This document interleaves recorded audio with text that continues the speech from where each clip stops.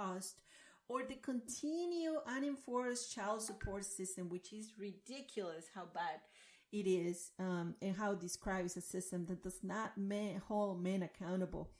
And of course, the sexual harassment work dynamics and the lack of representation in the civic and corporate life in general. But how about, I love to hear your perspective, because I feel like I can talk about this all day, but let's go on a break and we'll come back to you, because I really have some questions for you, Leonardo. That segment of the LatinX Point of View podcast was brought to you by L5 Consultants, a company committed to helping bridge cultural differences. You can find them on Twitter at L5 Consultants or on the web at l5online.com. So I'm really curious, because of this topic. We women, some, not everybody, will understand what we're talking about. But for men, this starts feeling like something different. You have the hash me too, and you're having to review all these things that you used to or have done in the workplace, or how you're supposed to behave. And with Judge Kavanaugh, we saw that if what happened in you when you were 17, 18 can go back to you. And so a lot of men, I saw they had this reaction about sexual trespassing, and how they said, well, now I have to think about what I'm doing all the time, which I would love to hear your response to that. I think you just want to see me squirm on this episode. These are topics that sometimes make me feel uncomfortable, in a sense of I don't know how to manage some of these going forward. And I think it goes back to how you make other people feel, because it's based on the feelings of other people. So for example, if I'm in the workplace and I'm culturally, I connect through touch, and I touch someone on the shoulder and say, hey, you're doing a great job. Is that being seen as a Me Too? Am I going to get hashtagged for tapping someone on the shoulder and telling them good job, when it could just be a cultural thing for me? One of the things that it just kind of came to mind when you were talking about these other points also, and it goes back to this about these social cues. My generation, where I grew up, I was told no means no, and I respect that.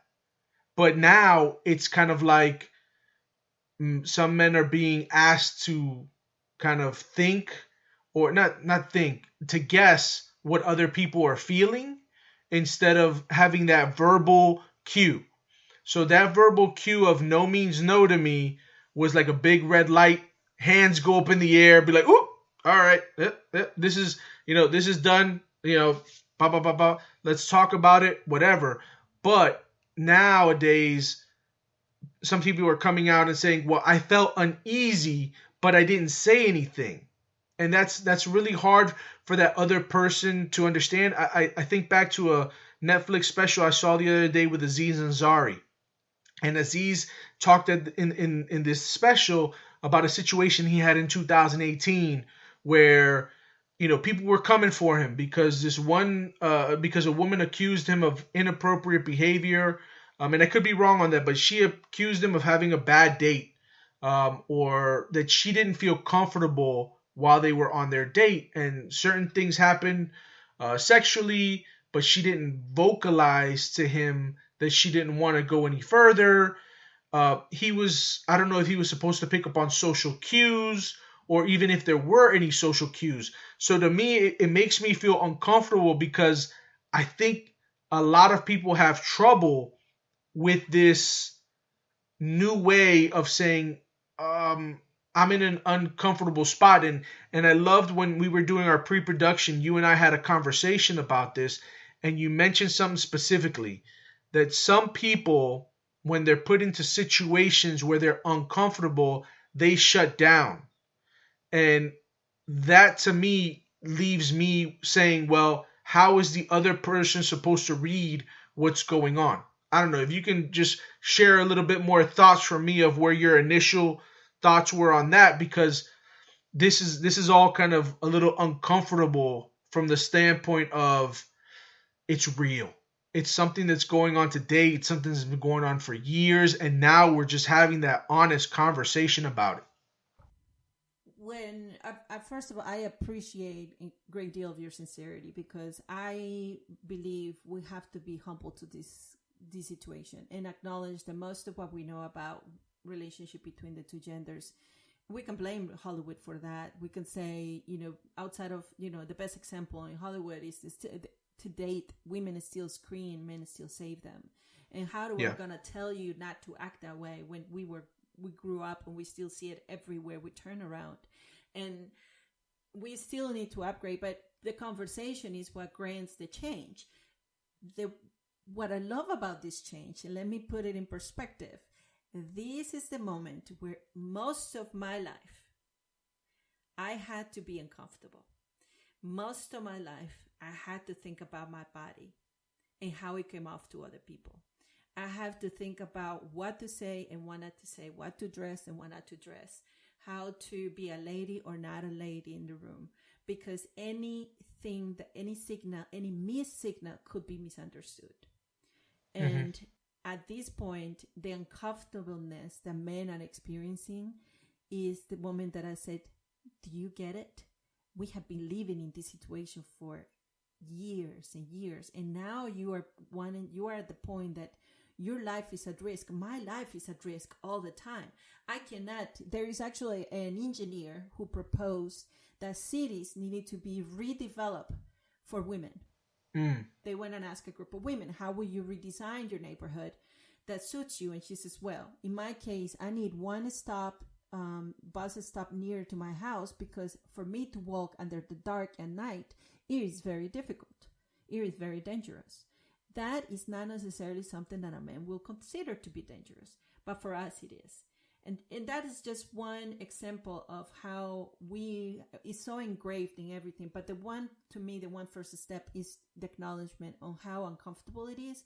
And for you guys to say, wow, I did not know this is what you carry with you all these years. Yes, and yes. But I want to flip something to you. And this is something that we spoke about the other day. What happens when it goes to the extreme? So what happens when it's that guy who knows all the social cues, knows all the social norms, doesn't take that step, is passive, is this, is that, and then some women culturally say, I want someone who's more aggressive.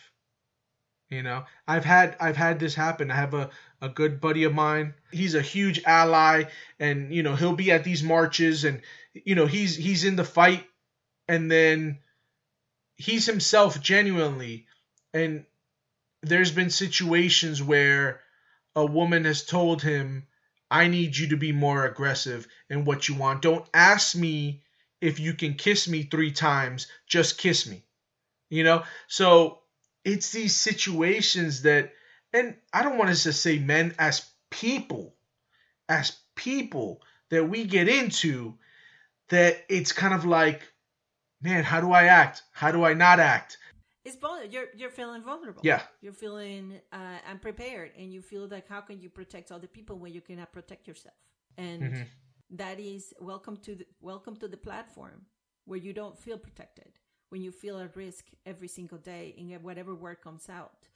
And I believe for men, as outside of understanding what are the barriers, is also understanding how do you propel change, how do you move change, how do you support the awareness in this, and we have to. It's a lot of work, and I'm not saying it's going to be easy. This is a lot of introspection. I mean, just starting from the language and how you look at certain things, and how do you treat women, and when you buy products and when you don't buy products, because they're targeting half-naked women that are very beautiful to you, and you're just kind of going for it.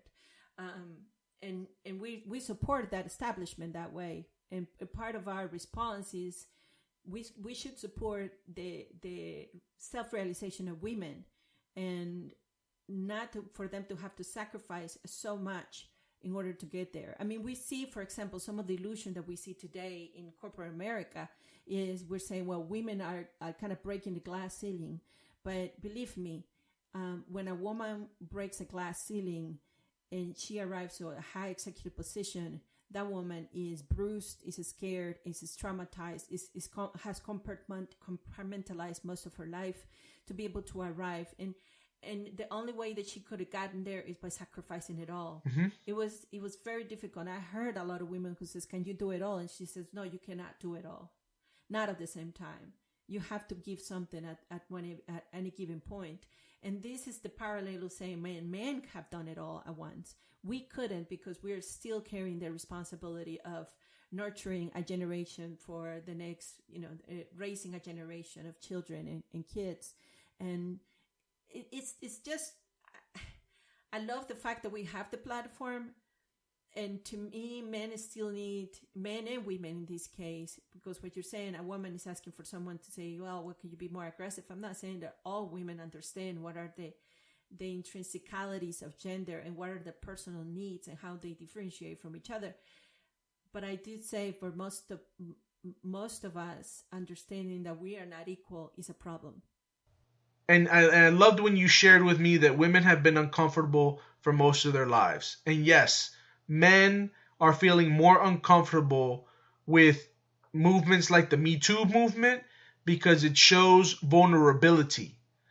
Vulnerability in the sense of where we've had to kind of go back, play in our heads past episodes of situations that we've been in and asked ourselves, were we wrong in this situation? So that feeling of being uncomfortable, I completely can relate to. And some men, especially with now their business being put out there, I think that's the hardest thing. Interestingly enough, I don't know if it's gone too far one way or another, because using a social platform to out people sometimes can be very dangerous. And I've heard women come to the defense of people when someone said, oh, blah, blah, this happened to me too. And then I've heard women say, that doesn't really seem like the definition of me too. That just sounds like a bad date. So I think we need to be cautious with how we use certain things. And I don't want to justify or I don't want to marginalize or minimize anyone's experience. If they've wanted to say Me Too or wanted to use the Me Too hashtag for an experience that they had, that's fine. But what I've noticed in this generational space of social media, sometimes people will do it for the attention. And when you do it for the wrong reason and you're doing it for the attention, you're going to drag someone else's name through the mud. I think that's just wrong. In terms of when you said women having to do it all, I agree with you. Women have had to do it all to get to the same level in corporate America or in some of these higher positions than men. And some of them have had to sacrifice other things that they wanted in order to get there. It's the culture. It's the business culture. I don't say that I agree with it. It's people say, well, there's work-life balance. But no. In that corporate America structure, when you want to climb the ladder, you have to be available 24/7. You have to say, I can't take a day off. There are no sick days. My kid's not sick. I don't have kids. It's these types of things that I say to myself, that's wrong. That's wrong that women should have, or in the past or even now, feel that they cannot have a career and a family if they want to. I'm not saying that women have to. If they want to, I don't think that that's something that they should have to say, well, I'm going to give up one or the other. And I think a lot of people make that choice to climb that ladder. I don't understand where the thought process of, well, since she's a mom, if she has kids, she can't be the CEO of my company because she may have to go to soccer practice. That's a dumb way of looking at stuff.